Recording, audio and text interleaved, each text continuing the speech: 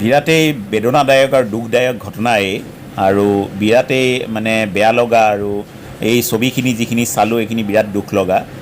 আচলতে মই এই ভিডিঅ'টো এইকাৰণে বনাইছোঁ যে ময়ো মাজুলীত বহু কামৰ সংক্ৰান্তত বহুবাৰ যাবলগীয়া হৈছিল আৰু বৰ্তমান সেইকাৰণেই মই মানে এই তাৰে মাজুলী যোৱাৰ এটা সময়ৰ এই যিটো ভিডিঅ' আপোনালোকে দেখি আছে এই ভিডিঅ'টো সেই সময়ৰে ভিডিঅ'। মই মানে যিখন ফেৰীত মই গৈ আছোঁ সেইখন ফেৰীৰ অপজিটৰ ছাইডৰ পৰা এখন ফেৰী এপিনৰ পৰা এনেকৈ আহি আছে আৰু সেই ফেৰীখন আহি থকাৰ কাৰণেই মই এই ভিডিঅ'টো কৰিলোঁ।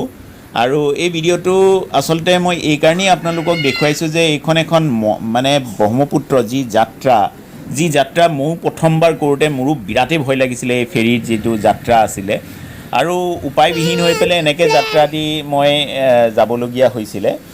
চ' মানে মই আচলতে আপোনালোকক এইকাৰণেই এই যাত্ৰাটোৰ বিষয়ে দেখুৱাইছোঁ যে বিৰাট ভয়ানক আৰু মোৰ বিৰাট ভয় লাগিছিলে, কিন্তু সকলো বহু মানুহৰে ভয় লাগে এইটো যে, কিন্তু উপায়বিহীন যাব লাগে। কিন্তু আপোনালোকে দেখিছে যে এইখন এখন ব্ৰহ্মপুত্ৰ, যি মহাবাহু ব্ৰহ্মপুত্ৰ বুলি কোৱা হয়। এই ব্ৰহ্মপুত্ৰত কিন্তু মই নিমাতী ঘাটত উপস্থিত হৈছিলোঁ এই ঘটনাৰ দুদিনৰ পিছতেই। তেতিয়া মই যাওঁতে মই চাইছিলোঁ আৰু আগতেও মই যেতিয়া যাওঁ তেতিয়াও দেখোঁ যে এই জাহাজ কিছুমান মানে ডাঙৰ ডাঙৰ জাহাজ, কিন্তু সেইকেইখন জাহাজ সদায় মানে যাত্ৰা কৰাৰ কাৰণে নাথাকে, মানে এনেকৈ বান্ধি থোৱা যেনেকৈ আপোনালোকে দেখিছে তেনেকৈয়ে থাকে। আৰু ময়ো এনেকুৱা জাহাজ এখন উঠিম বুলি ভাবিছিলোঁ, কিন্তু এবাৰো উঠিব নোৱাৰিলোঁ যিহেতুকে মই মাজুলী বহুবাৰ গৈছিলোঁ। কিন্তু মানে এই জাহাজখনৰ ব্যৱস্থা যদি কৰি দিয়ে প্ৰায় 500মান মানুহে একেকোবে গুচি যাব। এয়া হৈছে নিমাতী ঘাটৰ সেই দুদিনৰ পিছৰ শোকাকুল পৰিৱেশ। মানে বিৰাট দুখ লগা এটা পৰিৱেশ সৃষ্টি হৈছে সেই সময়ত। তাৰপিছতে কিন্তু মানে এই উপায় নাই বুলি আজিৰ যুগত ক'ব অলপ অসুবিধা লাগে, কেলৈ আজিৰ যুগটো হৈছে মানুহৰ মানে অত্যাধুনিক যুগ। এই যুগত এনেকুৱা পুৰণিকলীয়া বস্তুবিলাকৰ ব্যৱহাৰতকৈ আধুনিক ব্যৱস্থাৰ চিন্তা কৰিব লাগে। আধুনিক ব্যৱস্থা যোৱা অহাৰ যি ব্যৱস্থা এইটো কৰিব লাগে।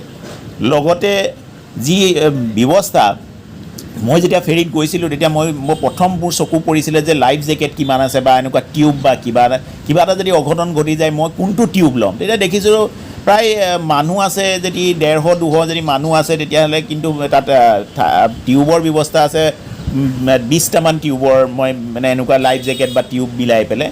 আৰু সেইকেইটা ওলমোৱা আছে, কোনে সেই সময়ত কেনেকৈ তাৰ ব্যৱস্থা কৰিব একো তাৰ মই পদ্ধতি নেদেখিলোঁ। বিৰাটেই ভয় লাগিলে। এনেকুৱাও অৱস্থা মই দেখিছিলোঁ। মই যেইবাৰ যাওঁ সেইবাৰেই চাওঁ আছে বা তেনেকুৱা লাইফ জেকেট আছে। ভাল এনেকুৱা লাইফ জেকেটৰ ব্যৱস্থা কৰিব লাগে প্ৰত্যেকজন ব্যক্তিৰ কাৰণে।